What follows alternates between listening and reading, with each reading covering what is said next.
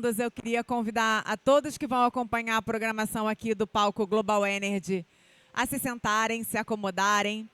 E para vocês escutarem melhor os nossos conteúdos aqui do palco, a gente recomenda usar os fones que estão nas cadeiras. Como a gente está num espaço aberto, o áudio da gente é pelos fones. Senhoras e senhores, um bom dia a todos. Em nome das curadoras desse palco, a Associação Brasileira da Indústria de Hidrogênio Verde, a BIV, e da Associação Brasileira de Energia Eólica e Novas Tecnologias, a ABEólica, damos as boas-vindas a todos os presentes e pedimos que tomem seus lugares para iniciarmos agora as discussões da conferência Global Energy no Rio Innovation Week. Eu gosto de começar me apresentando, eu sou a Aline Malafaia, sou a host de vocês aqui nesse palco, vou estar com vocês ao longo do dia, estou à disposição para o que vocês precisarem. Durante essa sexta-feira, teremos palestras e discussões fundamentais para a indústria de energia de renováveis. Aproveito para fazer 2 importantes agradecimentos. A ANP, que nos cedeu o palco para realizarmos essa programação, e a agência EPBR, que está transmitindo essas discussões no YouTube da EPBR. E aí eu sugiro para aqueles que têm amigos e colegas de trabalho que não puderam estar presentes, se eles quiserem acompanhar as nossas discussões, podem acompanhar pelo YouTube da EPBR. E eu cumprimento também um bom dia a quem nos está acompanhando remotamente.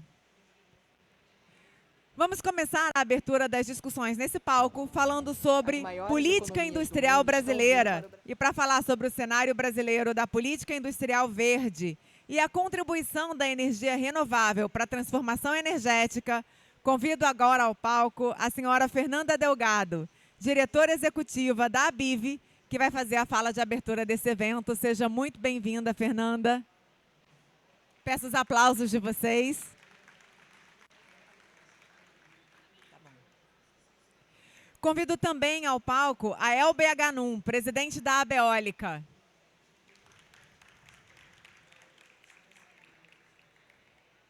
E para compor esse bate-papo de abertura, eu quero convidar também Rodrigo Hollenberg, secretário de Economia Verde, Descarbonização e Bioindústria do Ministério do Desenvolvimento, Indústria, Comércio e Serviços. Seja muito bem-vindo.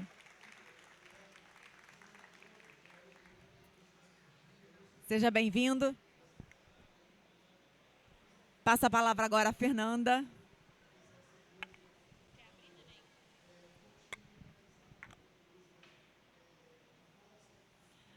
Bom dia a todos e a todas. É um prazer estar aqui.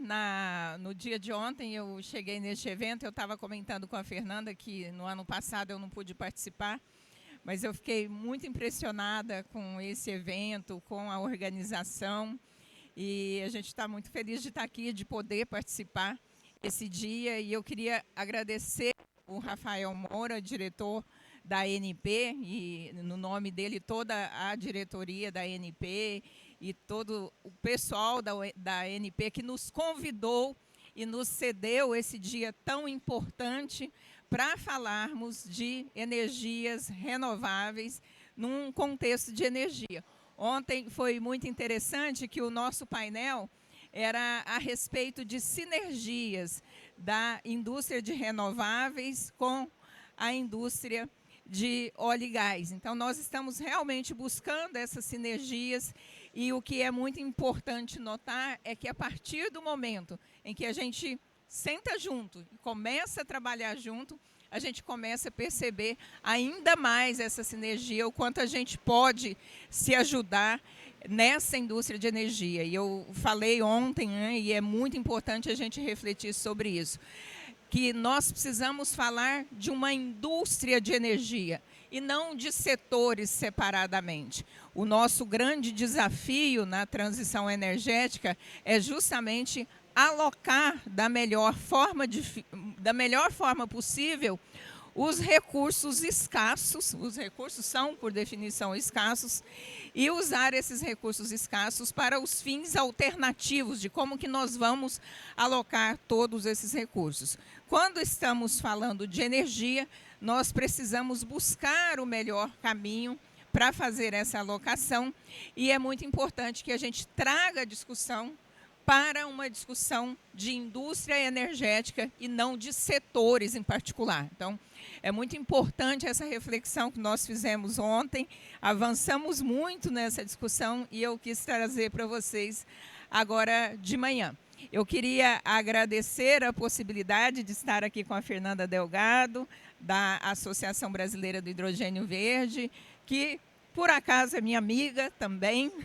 E queria também agradecer o Rodrigo Hollenberg, secretário de Energia Verde do MDIC, que é também nosso governador, né? Sempre nosso governador do Distrito Federal. Tem sido um amigo e um grande companheiro nessa jornada da transição energética e um grande inspirador e apoiador das novas tecnologias. E falando de novas tecnologias, a gente está falando fortemente de hidrogênio, né, hidrogênio de baixo carbono, e da recém-aprovada lei no Congresso Nacional, com as diretrizes centrais para o hidrogênio, inclusive a própria definição de hidrogênio, e outras novas tecnologias, entre elas a tecnologia de eólica offshore. Eu me lembro que, no início do governo, né, eu estive com o secretário Rodrigo Hollenberg para falar justamente disso, que nós estamos vivendo um ponto de inflexão muito importante com relação às novas soluções energéticas, e essa inflexão ela traz desafios importantes para o país, porque o país tem que revisitar toda a sua regulação, toda a sua base regulatória, e não só a base regulatória, mas revisitar seu próprio ambiente para atrair investimentos. Então, com esse olhar de atratividade de investimentos, de governança e um olhar principalmente de industrialização, ou que o próprio ministro Alckmin chama de neoindustrialização. O Brasil está diante de uma oportunidade muito grande de mudar a sua estrutura econômica, de mudar a sua economia e de mudar a sua sociedade a partir de investimentos em energia, seja as tecnologias que nós já temos, que já dominamos, mas também pensando nas novas tecnologias. E para atrair essas novas tecnologias, você precisa criar todo um ambiente legal e regulatório e também trabalhar naquilo que nós chamamos de estruturas de incentivos, que nós economistas chamamos de mecanismos de incentivos. Esses mecanismos de incentivos para a atração de investimento estão muito associados às condições que você vai criar para atrair investimentos, para atrair os investidores. O Brasil tem recursos naturais abundantes, ele já tem um histórico de regulação importante na indústria de energia, mas o fato da gente ter os recursos não significa que estamos prontos. Nós realmente precisamos criar mais mecanismos para essa atratividade de investimento, que passa, inclusive, pela criação de um aparato regulatório, mas nós temos também que ver as questões de financiamento, as condições de financiamento que o país possui, buscar melhorar essas condições de financiamento para que a gente possa trazer investimentos e que essa produção dessas novas energias, seja o hidrogênio de baixo carbono, seja a eólica offshore, seja também uma produção competitiva. Ontem eu também comentei aqui que eu tenho estado muito preocupada com a mudança nos preços relativos. Os preços relativos no mercado global estão passando por uma verdadeira transformação. E essa transformação dos preços relativos, ela está muito associada às políticas que os países adotam para fazer a sua industrialização a partir da energia. Porque industrializar o país a partir da energia não é uma invenção nossa, de Brasil, muito pelo contrário. O mundo faz isso e já está fazendo isso. Então, quando você olha para a Europa, que criou lá os seus vários Green Deals para fazer investimento na transição energética, ali você tem um aparato político muito forte aparato muitas vezes associados a subsídios.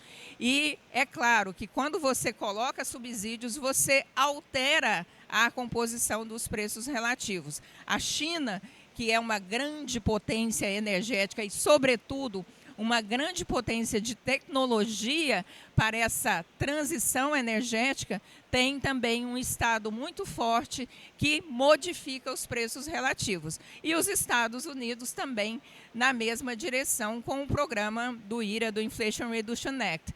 Quando você olha essas grandes potências fazendo essas políticas e criando essa estrutura, você percebe que há um resultado de preço relativo e isso, para nós, é um grande desafio. Por quê? O Brasil não dispõe de recursos do Tesouro Nacional, para fazer esse tipo de subsídio. O Brasil vai ter que olhar para si e entender o que ele tem de melhor, além da abundância de recursos, do que chamamos de vantagem comparativa, e ver quais são os mecanismos que ele pode adotar. E nós sabemos que esses mecanismos vêm muito mais do lado fiscal, né, da política fiscal, de tributos e de mecanismos de financiamento, de criar um ambiente saudável para investimento.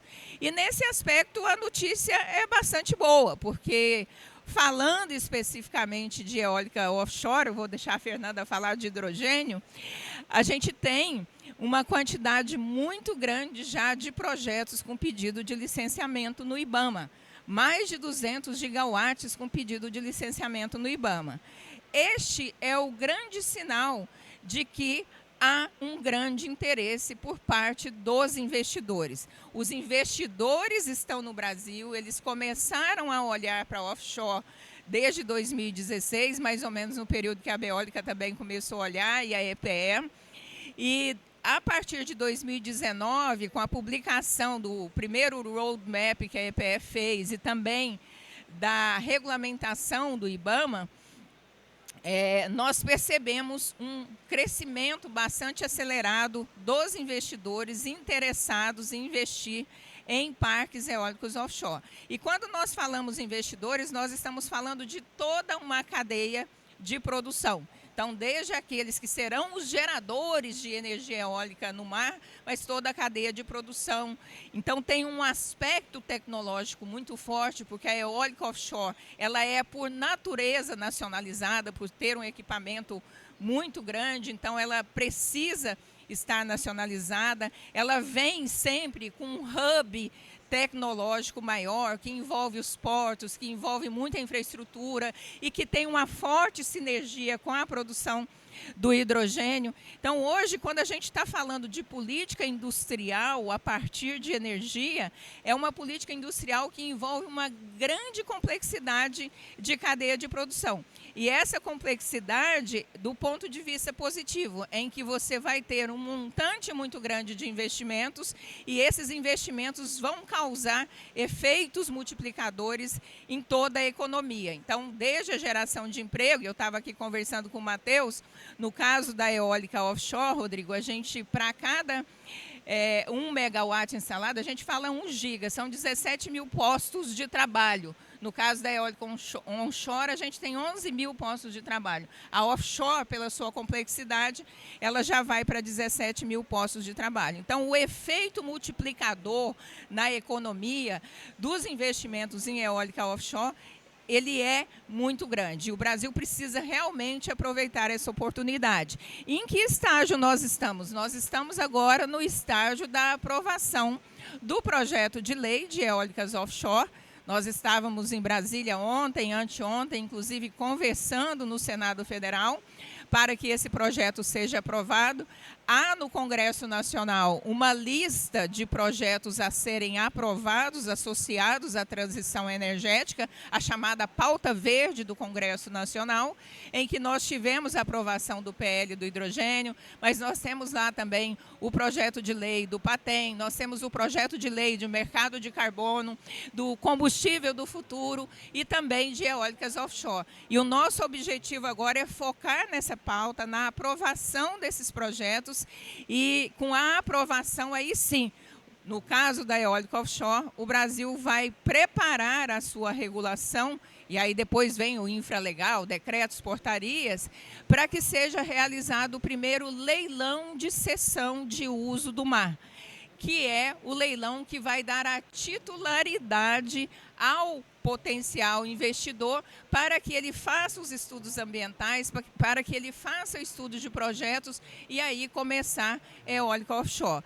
Isso traz um aspecto importante porque nós não estamos falando de resultados de curto prazo, mas de uma necessária decisão hoje para que os investimentos aconteçam no intervalo de 8, 10 anos. Então, começar a eólica offshore hoje significa ter parque eólico offshore rodando no Brasil a partir de 2031, 2032, porque pela natureza do processo, você realmente leva tempo e tem uma quantidade de decisões a serem tomadas e de coisas a serem feitas a partir deste leilão de cessão. E é muito importante destacar que o leilão de cessão de uso do mar não está tratando de leilão de energia renovável.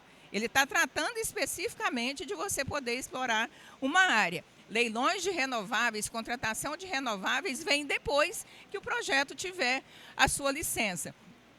E quando isso acontecer, lá para 2028, 2029, nós vamos ter toda a indústria do hidrogênio pedindo energia, nós vamos ter toda a indústria brasileira fazendo a descarbonização.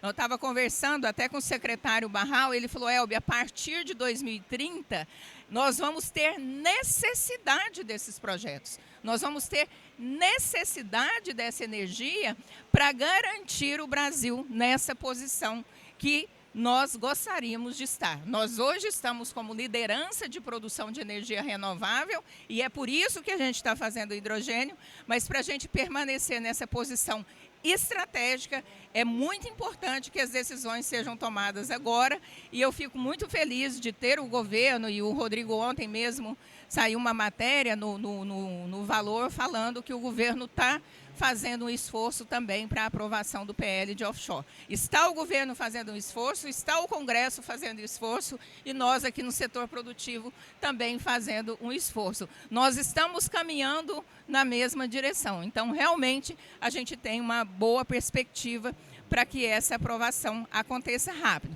Então, essa informação que eu queria trazer, bem recente até de Brasília ontem, de que a partir da semana que vem a gente já vai ter o relatório do PL de offshore e já vamos partir para a aprovação. E aí vamos nessa linha de aprovação e de regulação de todo um aparato para que o Brasil faça fortes investimentos em energias renováveis e que se consolide como este protagonista na transição energética global. Muito obrigada, queria agradecer a atenção, queria passar a palavra para a Fernanda e depois nós vamos ouvir o secretário Rodrigo.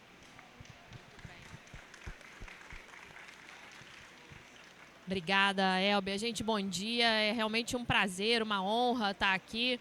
É difícil falar depois da Elbe, né? É difícil falar alguma coisa que seja diferente, né? Vou tentar ser pelo menos complementar.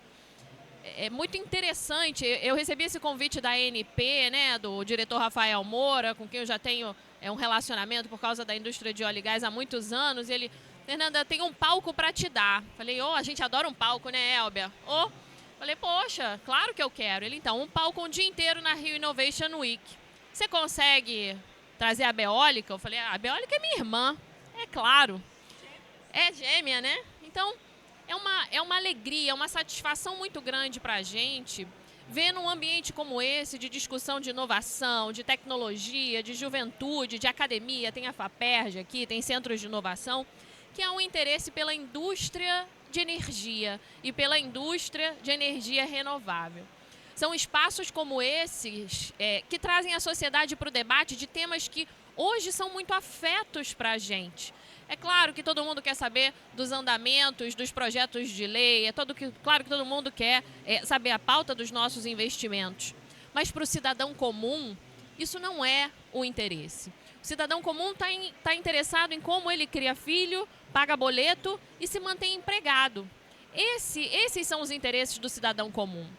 Só que quando você tem uma tragédia como a do Rio Grande do Sul, quando você tem quedas de linha de transmissão que deixam a população sem luz, a mudança climática, a transição energética é um assunto do cidadão comum. Isso passa a ser um assunto que tem que ser discutido em fóruns como esse. Então, esse convite da Rio Innovation Week, esse convite da ANP cala muito fundo nesse momento em que a gente tem tantos projetos para aprovar dessa agenda verde, em que a gente tem tantos investimentos para saírem do papel. Eu vejo associados aqui da ABIV, que a gente tem tantos investimentos, sejam em hidrogênio verde, sejam em eólicas onshore ou offshore, para trazer para o país. Então, cala muito fundo nessa discussão em que a sociedade tem que ser trazida para o debate, porque é ela que faz a pressão de baixo para cima no governo para pautar os assuntos que são mais relevantes. Então, hoje é importante que, além do meu emprego, além dos meus boletos e dos meus filhos, que eu saiba que eu não vou ter um corte de abastecimento de energia elétrica, que eu saiba que existem medidas sendo tomadas para que eu não tenha a minha casa inundada pelos próximos fenômenos climáticos. Nisso se insere a pauta do hidrogênio verde. A Associação Brasileira da Indústria do Hidrogênio Verde é uma associação jovem, foi criada há um ano, eu tenho a honra de liderá-la, e o intuito é deslanchar investimentos em hidrogênio verde no país, que, como a Elbia colocou muito bem, vai criar toda uma indústria nova que hoje a gente não tem. A gente está falando de uma cadeia industrial completamente nova, que tem o poder de trazer para baixo o conteúdo de carbono de indústrias como cimento, fertilizantes, a indústria alimentícia, os próprios combustíveis, o refino do petróleo. Então, o uso de hidrogênio verde em pautas produtivas, né, como carburante, por exemplo, traz para baixo o conteúdo de carbono de várias pautas produtivas que vão levar o Brasil para a economia do século XXI. E essa economia é verde. Essa economia tem uma baixa intensidade de carbono. Até o petróleo brasileiro, num futuro muito próximo, ele vai ter que ser verde. Então, eu fico muito feliz, não vou me alongar. A gente está aqui para escutar o secretário. Fico muito feliz do secretário Hollenberg ter aceito o nosso convite.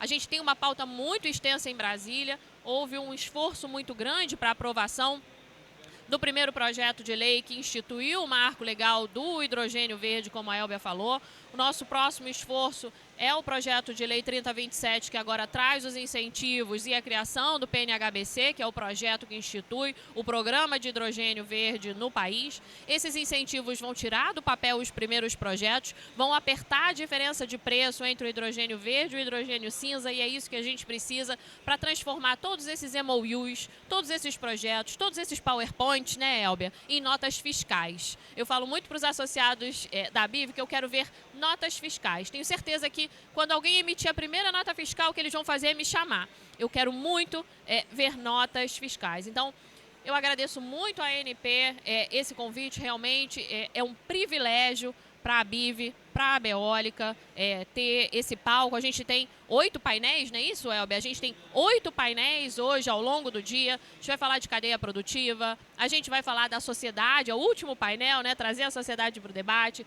A gente vai falar de políticas públicas, tanto sobre eólica, tanto quanto sobre hidrogênio. Agradeço a presença de vocês aqui, a ANP e a minha amiga, irmã, parceira, a Associação Gêmea aqui, a Abeólica, e a presença do secretário, Rodrigo Hollenberg. Gente, obrigada e passo a palavra ao secretário.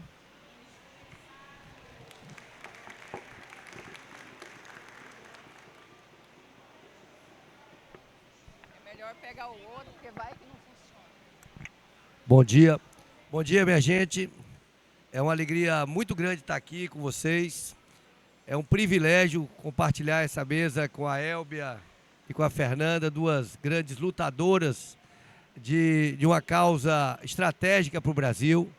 Eu agradeço também o espaço cedido pela Agência Nacional do Petróleo e a presença de cada uma e cada um de vocês. Eu acho que nós estamos num momento muito propício para esse debate. Nós temos em curso o lançamento de uma nova política industrial que tem como uma das suas missões a bioeconomia, a descarbonização e a transição e segurança energética. nós temos um ministro da Fazenda que coloca como prioridade de política econômica a transformação ecológica, e temos o programa de aceleração do crescimento, que tem como um dos seus pré-requisitos o da sustentabilidade. E nós temos aqui um setor que tem uma demonstração muito forte do que uma política pública pode contribuir para o seu desenvolvimento. É importante a gente ir lá atrás, quando tivemos uma crise de abastecimento, um verdadeiro apagão, e que foi preciso que o Brasil investisse em fontes renováveis que reduzisse a sua dependência apenas da matriz hidrelétrica. E hoje nós podemos dizer que esse setor, o setor eólico no Brasil, responde por 15%, né, da nossa matriz elétrica, e ao mesmo tempo tem 80% de conteúdo nacional. Então vejam que coisa espetacular. Hoje nós temos 12 estados que têm essa indústria pujante. Isso contribuiu muito para o desenvolvimento do Nordeste brasileiro e pode ainda dar uma contribuição muito maior para o desenvolvimento nacional, em função de uma necessidade que o planeta tem, em função da emergência climática, de descarbonizar os seus processos produtivos. E eu vejo o Brasil, com todas essas características de ter uma matriz elétrica e uma matriz energética predominantemente limpa em relação ao restante do mundo, de termos estabilidade política, de sermos um país que mantém boas relações com todos os países do mundo, como um local ideal para receber indústrias do mundo todo que precisam descarbonizar os seus processos produtivos de forma acelerada, de forma segura e de forma barata. Então eu acho que o nosso potencial é muito grande. Agora, nós temos que olhar para os desafios que nós temos nesses momentos, para como enfrentar esses desafios, para que essa indústria que se mostrou tão importante e tão pujante, ela possa superar, digamos, um momento de dificuldade e possa cumprir um papel ainda maior no desenvolvimento do país e numa nova industrialização, que eu sempre, quando penso em neoindustrialização, eu penso que essa industrialização ela tem que estar assentada em novas bases. Hoje, nós temos uma crise conjuntural no setor, que é uma crise de demanda. E nós precisamos focar, e é isso que nós estamos fazendo a partir de um evento que viemos aqui no Rio de Janeiro, sobre eólicas, de criação de um grupo de trabalho que pudesse receber do setor todas as suas angústias e, ao mesmo tempo, pudéssemos buscar construir conjuntamente alternativas para superá-las. Lembrando o seguinte, que desde o primeiro momento que eu assumi na Secretaria de Economia Verde, foi uma recomendação explícita do vice-presidente ministro Geraldo Alckmin, que a gente buscasse construir as soluções sempre ouvindo o setor produtivo. E foi ouvindo o setor produtivo que nós encaminhamos um conjunto de sugestões que estão sendo analisadas no âmbito da Casa Civil para enfrentar essa crise conjuntural.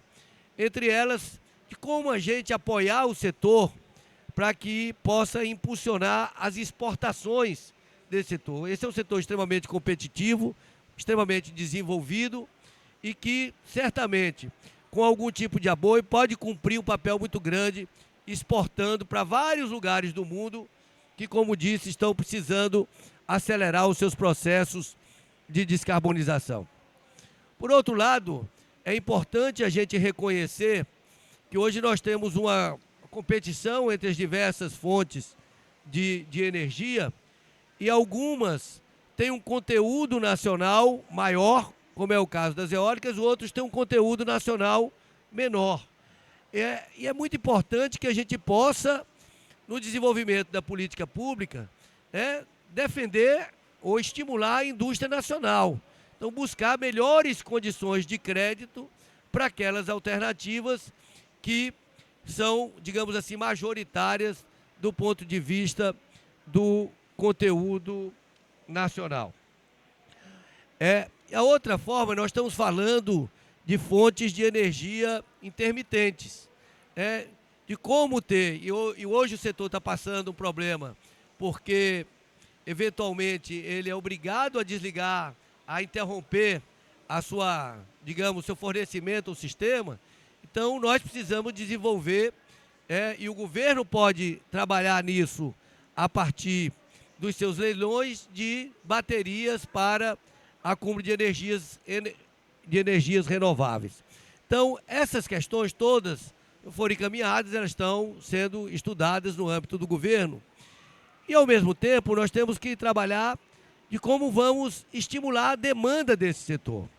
E aí eu fico muito feliz de ver aqui o hidrogênio, a entidade representativa do hidrogênio e das eólicas, porque eu estou impressionado. A gente teve num evento na segunda-feira dessa semana, no Ceará, em Pecém, onde na sexta-feira anterior o presidente Lula tinha assinado a sanção do projeto de lei do hidrogênio, mas eu fiquei impressionado com o conjunto de projetos que foram apresentados no Porto de Pecém e o tamanho desses projetos, como a notícia, e são projetos que efetivamente já estão saindo do papel. Hoje saiu publicado no Diário Oficial a autorização de ligação da Fortescue, que é um empreendimento de hidrogênio, na rede básica. Já saiu publicado hoje no Diário Oficial. A Fortescue já apresentou o seu projeto para o Conselho de ZPE no Ministério do Desenvolvimento, Indústria e Comércio, um projeto de 25 bilhões de reais. Mas ali o que me impressionou é o tamanho da necessidade de energia que esses projetos vão ter. Ou seja, isso vai exigir uma capacidade de produção de energia renovável, seja eólica onshore, seja eólica offshore, seja fotovoltaica, gigantesca. O governador do Ceará falava que um desses projetos consumirá mais energia do que todo o estado do Ceará junto. Imagine o que isso significa de oportunidade para as energias renováveis. Então, a gente tem que fazer a política pública pensando no curto, no médio e no longo prazo. Então, se hoje a gente precisa dar algum incentivo, porque essa indústria está passando por um problema conjuntural, mas vislumbrando, com os olhos voltados para o futuro, que lá na frente isso vai ter uma capacidade de expansão industrial muito grande. E é muito importante, quando a gente pensa nessas novas alternativas, o que elas vão criar de oportunidades a montante e a jusante das cadeias produtivas. Quando eu falo em eólica offshore, eu penso no que isso vai abrir de mercado para as indústrias de aço do Brasil, por exemplo, e que podem, em função do hidrogênio, produzir um aço verde, um aço com a baixa pegada de carbono. O que vai significar, no caso das eólicas offshore, por exemplo, na indústria naval brasileira. Enfim, na descarbonização da indústria petrolífera brasileira. Então, nós temos assim um conjunto de oportunidades que têm que ser pensadas conjuntamente. Quando eu penso na cadeia do hidrogênio, penso de como ela vai desenvolver todos esses parques de geração elétrica renovável. Ela vai precisar de uma quantidade muito grande de energia, como eu acabei de falar. Mas também, o que é que ela vai produzir no sentido da descarbonização dos setores intensivos em energia e de difícil abatimento, que no primeiro momento tem o gás natural como digamos, um gás de transição, mas que ali na frente vão precisar de hidrogênio para produzir o aço verde, o fertilizante verde, o cimento verde. Então eu digo que o Brasil nunca teve uma oportunidade tão grande, especialmente o Nordeste brasileiro, de promover um processo de industrialização. Mas não só o Nordeste, aqui tem o Porto do Açu, no Rio de Janeiro, tem o Nordeste, tem o Rio Grande do Sul, enfim, o próprio Minas Gerais, que já está desenvolvendo uma indústria de hidrogênio para produzir nitrogênio e adubos nitrogenados para oferecer a todo o centro-oeste do Brasil. Então, eu vislumbro assim, oportunidades históricas para o Brasil que nós não podemos desperdiçar. Mas nós temos um ponto de partida. E o ponto de partida é a regulamentação, é a aprovação das leis que vão dar segurança jurídica às empresas, porque nós estamos falando de grandes investimentos, investimentos de longo prazo, que envolvem volume de recursos, portanto precisam ter segurança jurídica. Vocês vejam, foi aprovado o projeto do hidrogênio e foi vetado o artigo de incentivos em função de questões formais, mas imediatamente foi feito um acordo para, corrigindo os erros, fosse aprovado outro projeto que já foi aprovado na Câmara e vai ser aprovado no Senado no próximo esforço concentrado. Mas só a sinalização da aprovação desse projeto já fez a Fortescue anunciar a antecipação dos seus investimentos no Porto de Pecém e já vai começar esse ano um investimento de 100 milhões de reais para fazer a terraplanagem da área que vai ser a indústria. Então vocês vejam como essa sinalização ela é extremamente importante. E como o diálogo entre governo e setor produtivo é importante. Nós recebemos a Associação Brasileira de Hidrogênio Verde com o estudo de uma consultoria. Havia uma resistência, e é absolutamente natural, do governo em conceder incentivos em função da situação fiscal do Brasil. Mas a Associação Brasileira apresentou um estudo de uma consultoria e que mostrava que quando esses incentivos entrarem em vigor a partir de 2028, o conjunto de benefícios que a economia brasileira já terá recebido é muito maior do que aquilo que vai ser desembolsado, em torno de 18 bilhões de reais em 4 anos. Eu disse para o representante da Associação Brasileira de Indústria de Hidrogênio, vocês têm que pegar esse projeto e mostrar para a Fazenda, porque é a evidência que vai fazer com que eu estou precisando de recurso, vai entrar recurso, e só lá na frente eu vou precisar desembolsar um recurso que é menor do que os benefícios que essa atividade econômica vai trazer. Eu estou dizendo isso para mostrar a importância de momentos como esse, que a gente tem a oportunidade, de forma franca, de colocar as dificuldades e buscar juntos as alternativas. Nesse sentido, eu tive essa semana com o senador Everton, a Elbia teve também, mostrando para ele a importância da agilidade da aprovação das eólicas offshore, que mesmo nesse evento, pouco antes da gente começar, a gente teve informação de uma representante da empresa que dizia, olha, a minha empresa está ávida para oferecer a cadeia de suprimentos, ela todo dia pergunta como é que está a situação da tramitação do projeto de lei. Nós estamos num momento que o tempo vale muita coisa. Então, esse foi o objetivo.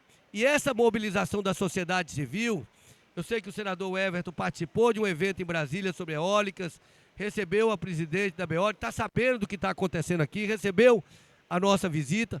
É muito importante que todas as entidades representativas do setor e as empresas procure o presidente do Senado, procure os senadores, para mostrar a importância que é para o setor e para a indústria brasileira a aprovação do marco das eólicas offshore. Como também é importante, minha gente, a aprovação do mercado de carbono. Porque quando a gente começa a associar todas essas políticas, porque o mercado de carbono, ele vai contribuir o quê? Para reduzir o custo de quem está fazendo precisa descarbonizar o seu processo produtivo, mas ao trocar um combustível, um insumo fóssil, por hidrogênio, por exemplo, ele vai gerar crédito de carbono e aquilo vai abater o custo da sua atividade produtiva. Então, eu diria que nós precisamos fazer uma ação coordenada junto ao Congresso Nacional para que a gente possa, o mais rápido possível, aprovar toda essa agenda verde, que toda ela tem conexão, porque é o mercado de carbono, é eólicas offshore, é o combustível do futuro, que ali tem o combustível sustentável de aviação, que vai precisar do hidrogênio e o Brasil tem condições de ser o maior produtor de combustível sustentável de aviação do planeta. O projeto de lei dos bioinsumos, que também é muito importante para descarbonizar a nossa agricultura. Então eu diria que é muito importante a gente se articular, trabalhar conjuntamente para avançar nessa agenda. Porque eu não tenho dúvida, se a gente tiver capacidade política, e quando eu digo capacidade política é governo, é Congresso, é setor privado, é sociedade civil, eu não tenho dúvida que o Brasil tem tudo para assumir uma liderança mundial numa economia verde, numa economia de baixo carbono. Muito obrigado.